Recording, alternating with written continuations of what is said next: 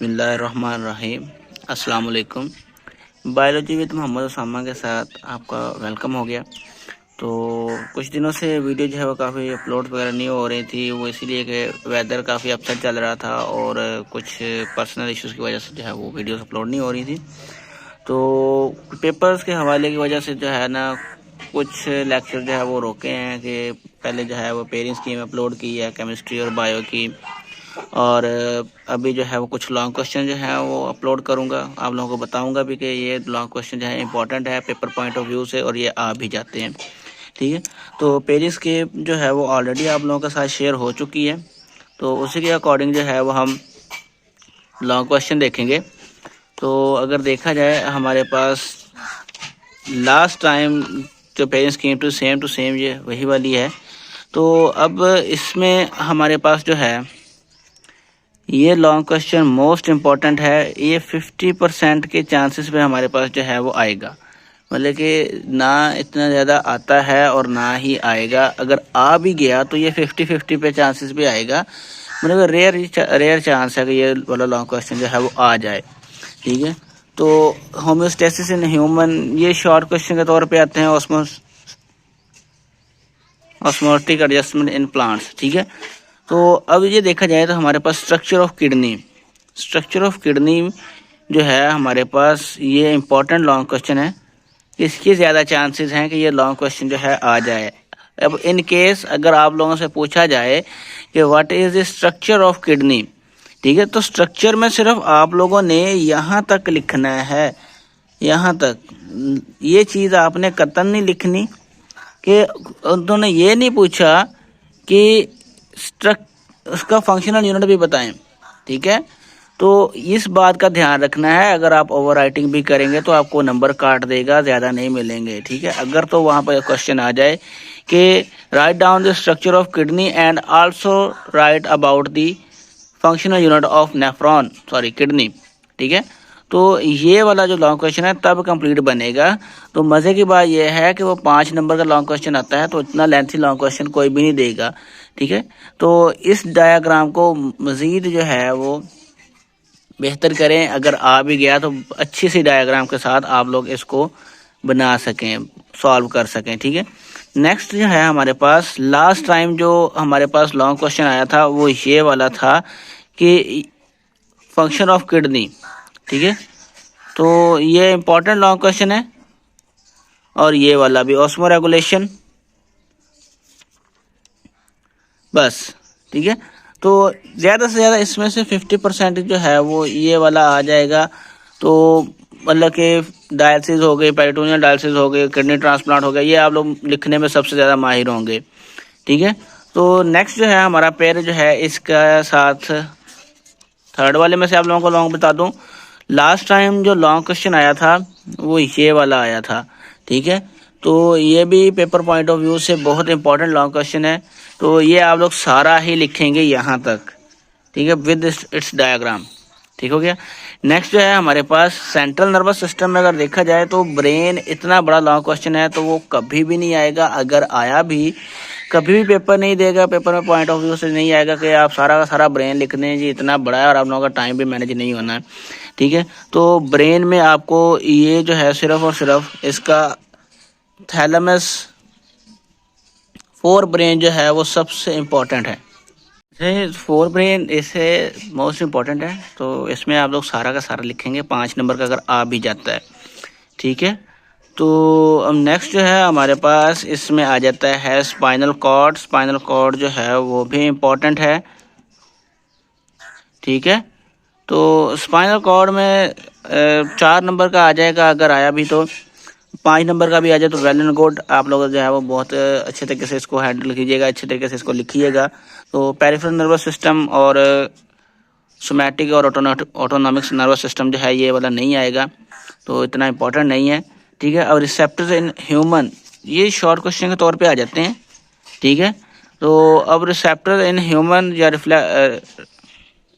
Next जो है हमारे पास रिसेप्टर्स इन ह्यूमन। अब रिसेप्टर्स इन ह्यूमन की बात की जाए तो इसमें हमारे पास सिर्फ और सिर्फ आँख और कान है। तो आप खुद ही अंदाज़ा लगा लेते हैं कि आँख जो है वो इतना बड़ा है तो वो कभी भी नहीं आएगा। ठीक है, तो इस हिसाब से मतलब मेरे हिसाब से लास्ट टाइम भी मैंने जो बताए थे उसमें से भी ये नहीं आया था और ना ही इसके आने के चांसेस हैं। आप इसको सिर्फ और सिर्फ शॉर्ट क्वेश्चन के तौर पे कीजिएगा। मैं 100% गारंटी के साथ कहता हूँ कि ये लॉन्ग क्वेश्चन नहीं आएगा। कान जो है ये एयर जो है ये 50-50 पे आ जाएगा, ठीक है। मतलब कि इसमें 50% अगर लगाया जाए तो इसके आने के चांसेस हैं, क्योंकि ये इतना लेंथ ही नहीं है एज़ कम्पेयर टू आँख जो है या आई जो है, ठीक है। अब नेक्स्ट जो है हमारे पास एंडोक्राइन ग्लैंड और एक्सोक्राइन। एंडोक्राइन ग्लैंड हमने करने हैं। एंडोक्राइन ग्लैंड में हमारे पास पिट्यूटरी ग्लैंड सबसे इम्पोर्टेंट है, ठीक है। और बाकी जो है कोई से भी 2 आ सकते हैं, मतलब उसने तो पूरा जो है वो करना होता है, 4 नंबर 5 नंबर पूरे करने होते हैं। तो एंडोक्राइन ग्लैंड जो है वो आप अच्छे तरीके से करके जाइएगा, कोई एक भी मिस ना कीजिएगा। इसमें काफ़ी सारे जो हैं वो डेफिनेशंस भी मौजूद हैं, लाइक वैसोप्रेसिन है, सोमैटोट्रोफिन हार्मोन है, उसके बारे में बताया गया है, एंटी डाययूरेटिक हार्मोन के बारे में बताया गया है, ठीक है। तो सारा का सारा जो है इसमें आप लोग इसको अच्छे तरीके से करके जाइएगा, ठीक है। अब नेक्स्ट जो है हमारे पास डिसऑर्डर लॉन्ग क्वेश्चन के तौर पे नहीं आते, शॉर्ट क्वेश्चन के तौर पे आते हैं। और हमारे पास जो है कनेक्टिंग टिश्यूज़, जिसको हम जो है बोन और कार्टिलेज के नाम से मुखातिब करते हैं। तो ये दोनों के दोनों जो है इम्पॉर्टेंट तो हैं, बट इतने ज़्यादा इम्पॉर्टेंट नहीं है कि आपको लॉन्ग क्वेश्चन के तौर पे आ जाएं। बट इम्पॉर्टेंट मैंने पहले जिक्र किया कि ये इम्पॉर्टेंट हैं, आ भी सकते हैं। तो अब इसमें से चंद एक लॉन्ग क्वेश्चन ही बनते हैं जो आप लोगों को मैंने बता दिया। 2 ये हो गए हैं और एक जो है हमारे पास टाइप्स ऑफ जॉइंट्स हो गया, ठीक है।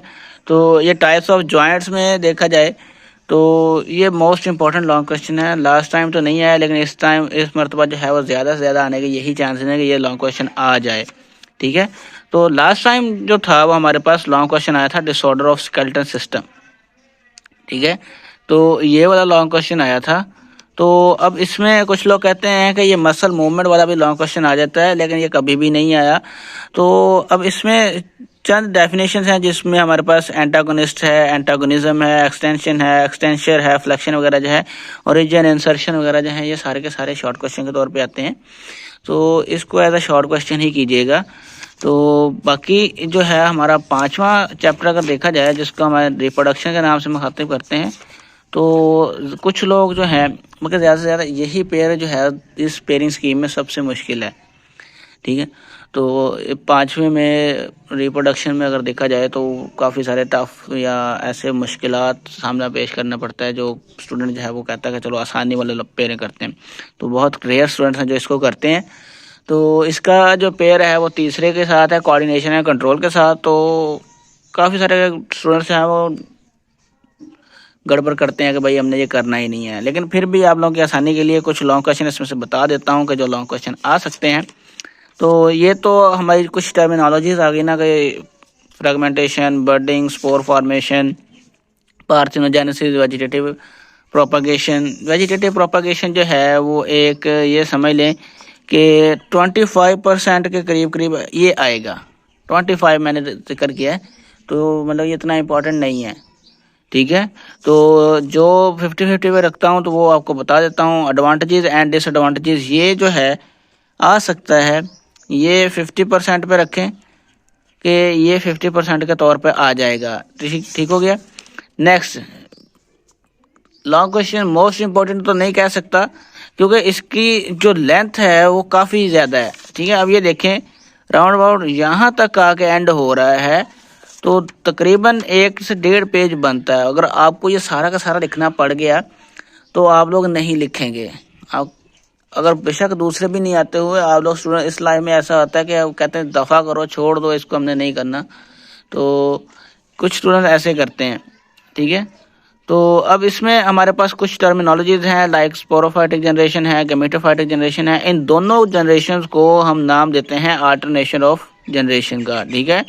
तो जिसमें हमारे पास स्पोर्स भी बन रहे हो और गमीट्स भी बन रहे हो, ठीक है। अब नेक्स्ट जो है इसके लॉन्ग क्वेश्चन पे ही चलते हैं वापस।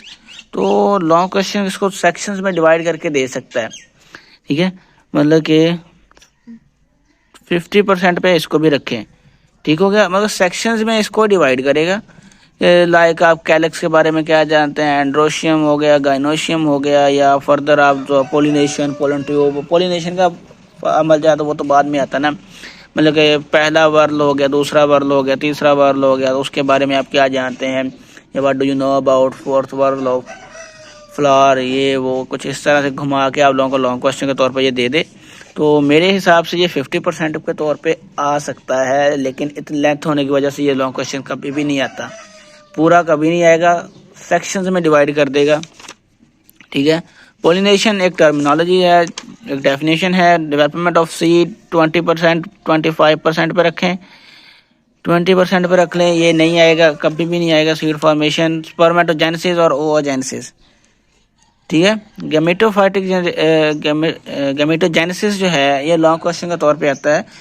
तो फर्स्ट ऑफ ऑल ये मोस्ट इम्पॉर्टेंट लॉन्ग क्वेश्चन है, मतलब कि ओओजेनेसिस हो गया, स्पर्मेटोजेनेसिस हो गया, इस डायग्राम को साथ लाजमी प्रिपेयर कीजिएगा ताकि आपका लॉन्ग क्वेश्चन जो है वो ज़्यादा अच्छा सा स्ट्रॉन्ग बन जाए और एग्जामिनर को कभी भी आपको पेपर काटने की, नंबर काटने की जो है वो ज़रूरत ही ना पड़े, ठीक है।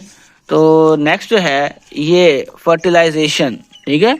फर्टिलाइजेशन जो है वो लास्ट टाइम आया है 10th क्लास में, और कुछ बच्चों ने इसको बड़े अच्छे तरीके से अटैम्प्ट किया और उनके बड़े अच्छे नंबर्स भी आए हैं, ठीक है। तो अब नेक्स्ट जो है हमारे पास मेल रिप्रोडक्टिव सिस्टम, इसको 50% पे रखें। तो जिनको मैं मार्क करी जा रहा हूँ डबल, जिनके ऊपर परसेंटेज लिख रहा हूँ वो इतने इंपॉर्टेंट नहीं है एज़ कम्पेयर टू जिनके ऊपर डबल मार्क हो रहा है, वो ज़्यादा इंपॉर्टेंट है। लेकिन ये नहीं करना कि सर ने जो बता दिया वही करना है, लकीर का फ़कीर कभी नहीं बनना, परसेंटेज वाले भी करने हैं। को 15-20 लॉन्ग क्वेश्चन बन जाएंगे, उसमें से आपके 6 आ जाएंगे तो आपका पेपर ईजिली हल हो जाएगा, ठीक है। तो नेक्स्ट जो है हमारे पास फीमेल रिप्रोडक्टिव सिस्टम, इसको भी 50% पे करें। अगर देखा जाए हमारे पास ग्रोथ एंड पॉपुलेशन एंड इस कॉन्सिक्वेंसेस, मतलब कि इसके जो मुश्किलात हैं, तो अब ग्रोथ देखा जाए तो ये करंट सिनेरियो है, ठीक है, ग्रोथ इन पॉपुलेशन। तो ये जो है इसको भी आप 25% पे रखें, ठीक है। तो ये लॉन्ग क्वेश्चन के तौर पे आएगा तो नहीं, और अगर आ भी गया तो आप लोग मुझसे लिखने में ज़्यादा माहिर होंगे इस चीज़ को कि आप लोग इसको कैसे मैनेज करते हैं, ठीक है। सेक्सुअली ट्रांसमिटेड डिजीज़, इसको आप लोग रहने दीजिएगा, शॉर्ट क्वेश्चन के तौर पे कीजिएगा। तो ये तो हमारा रिप्रोडक्शन वाला ख़त्म हो चुका है। तो इनहेरिटेंस वाले में से कोई चैप्टर लॉन्ग क्वेश्चन नहीं आना।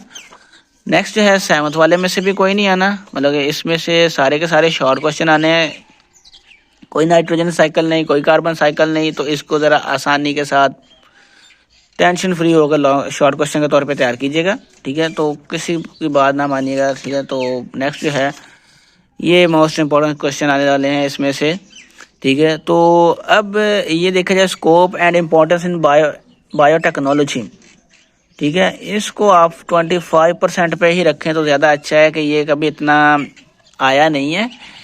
तो अगर आप इसकी हेडिंग भी याद करते हैं ना तो आपको बड़े आसानी से इसको लॉन्ग क्वेश्चन के तौर पे हल कर लेंगे। फर्मेंटेशन लॉन्ग क्वेश्चन के तौर पे बहुत इंपॉर्टेंट है। इस चैप्टर में से इक्का दुक्का शॉर्ट क्वेश्चन बनने हैं। इसमें से एक हमारे पास इसके यूजेस है, यूजेस जो है 25% पे रखें, ठीक है। और नेक्स्ट जो है हमारे पास फर्मेंटर जो है ये मोस्ट इम्पॉर्टेंट है, ठीक है। तो ये इसमें इसकी एक आप लोग ये 2 लिखेंगे और देन इसको आप लोग जो है 1 से 2 एडवांटेजेस लाजमी लिखिएगा ताकि आपका पेपर जो है वो स्ट्रॉन्ग बन जाए। डायग्राम अगर आप लोग बनाना चाहें तो वेल एंड गुड, और अगर ना भी बनाएंगे तो आपको कुछ इतना ख़ास फ़र्क पड़ेगा नहीं। फर्मेंटर की डेफिनेशन लाजमी लिखिएगा। और अब इसमें जो मोस्ट इम्पोर्टेंट है, जो इस मरतबा 100% के तौर पे आएगा, वो है जेनेटिक इंजीनियरिंग एंड उसके ऑब्जेक्टिव। इसमें से कोई एक आ जाएगा, इन दोनों में से ऑब्जेक्टिव में आ जाएगा या बेसिक स्टेप्स में से आ जाएगा, ठीक है। तो इसको आपने अच्छे तरीके से करके जाना है।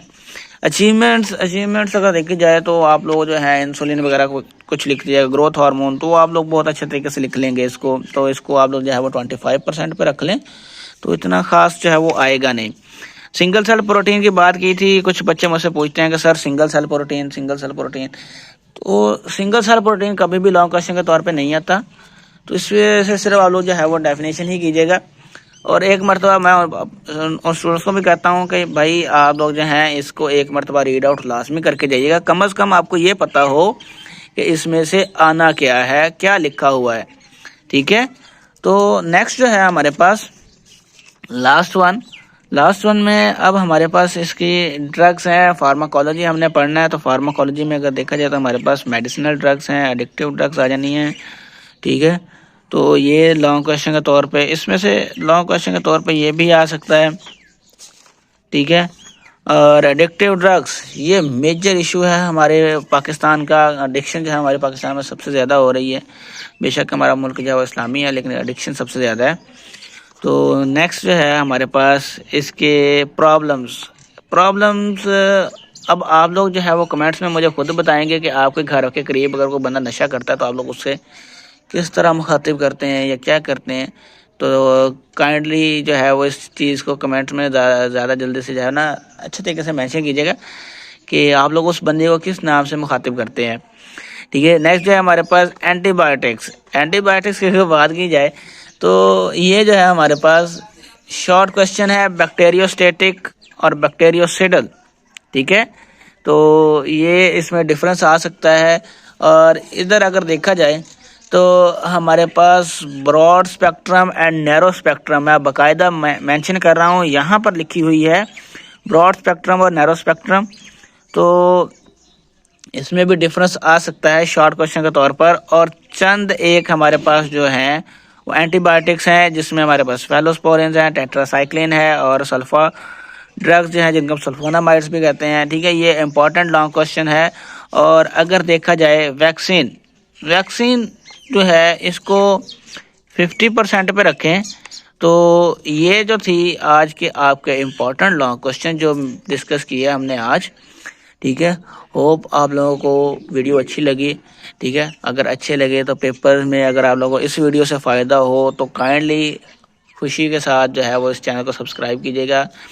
ठीक है, तो अगर आप लोग मेरे चैनल पर नए हैं तो मेरे चैनल को सब्सक्राइब कीजिएगा, लाइक कीजिएगा, शेयर कीजिएगा एंड कमेंट कीजिएगा, ताकि शेयर लाजमी कीजिएगा ताकि आपके दूसरों दोस्तों के साथ भी जो है इसका फ़ायदा जो है वो पहुंच सके। तो मैं बात दीजिएगा ताकि आपको मेरी वीडियो जो है वो सारी के सारी मिलती रहे। तो आज के लिए अल्लाह हाफिज़। तो इंशाल्लाह नेक्स्ट हाजिर होगा। अल्लाह हाफिज़।